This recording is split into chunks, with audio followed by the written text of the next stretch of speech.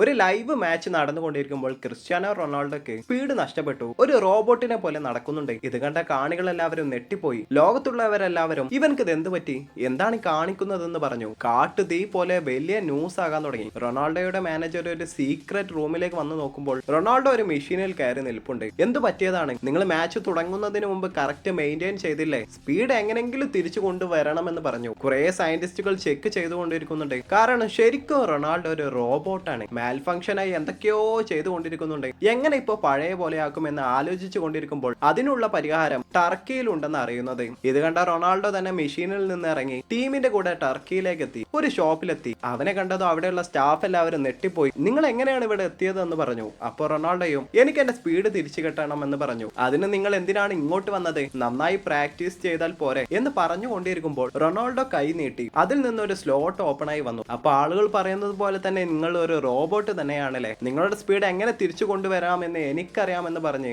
ഒരുത്തൻ ഒരു ചിപ്പ് എടുത്ത് കയ്യിലേക്ക് വെച്ച് കൊടുത്തു. അതോടെ ആദ്യത്തെ പോലെ തന്നെ റൊണാൾഡോക്ക് സ്പീഡ് തിരിച്ചു കിട്ടി. ആദ്യത്തേനേക്കാൾ അടിപൊളിയായി കളിക്കാൻ തുടങ്ങി.